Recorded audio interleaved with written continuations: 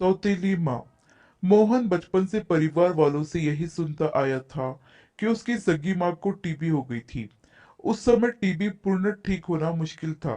अंत पापा ने इलाज तथा सेवा करने में कोई कमी नहीं छोड़ी थी।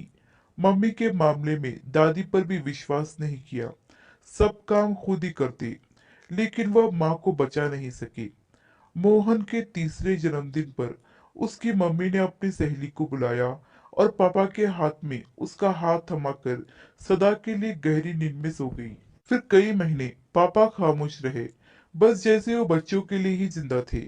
आखिर उनकी दशा देखकर दादी ने मम्मी की सहेली से शादी करवा दी।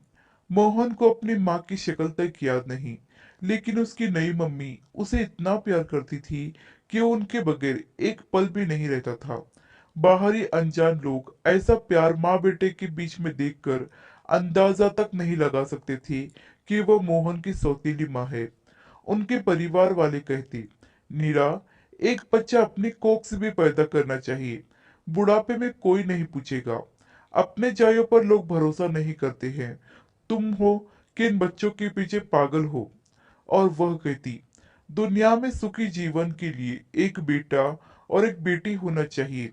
भगवान ने मुझे दोनों पहले ही दे दिए हैं, फिर बिना वजह पलटन बढ़ाने का क्या फायदा। मोहन अब 21 साल से ऊपर हो चुका था। एक रोज पापा की ब्रेन हेमरेज से मृत्यु हो गई। उन्हें अंतिम संस्कार के लिए गांव लाया गया। 13वीं पर सब रिश्तेदार आए। सभी मोहन से बड़ी सहानुभूति दिखा रहे थे। सभी उसे अकेले में ले जाते और कहते, बेटा, मकान दुकान अपने नाम करवाने के लिए कह देना सबके सामने, वरना सब कुछ इस औरत के नाम हो जाएगा। इस औरत की अपनी संतान तो है नहीं। सब बेचकर यह भाग गई तो तुम बहन भाई क्या करोगे। जिस परिवार ने दुख सुख में कभी नहीं पूछा था, आज सब इतने हितैषी कैसे हो गए। मोहन की समझ से बाहर था। कोई उसे गांव की जमीन के विषय में पट्टी पढ़ाने के प्रयास करता, तो कोई माँ से नाता तोड़ने के लिए।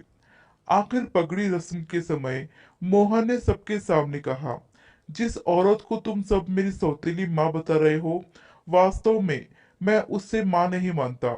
यह सुनकर वहां उपस्थित सबके चेहरे खिल उठे। तब मोहन ने कहा, मैं उन्हें अपना सब कुछ मानता हूँ और आज से अपना पापा भी मानता हूँ। आज के बाद मेरे सामने मेरी माँ की बुराई अर्थात मुझसे संबंध समाप्त समझना। 500 से अधिक आदमियों के बीच मोहन ने जब माँ को गले से लगाया और माँ ने उसके कंधे पर सिर टिका दिया, तो सबकी आंखें नम हो गई। हर सौतेली माँ बुरी नहीं होती। आशा करती हूँ छोटी सी कहानी आपको पसंद आई होगी। इस कहानी पर आपकी क्या राय है हमें कमेंट करके जरूर बताइए। कहानी पसंद आई हो तो लाइक और शेयर करना बिल्कुल भी ना भूलिए।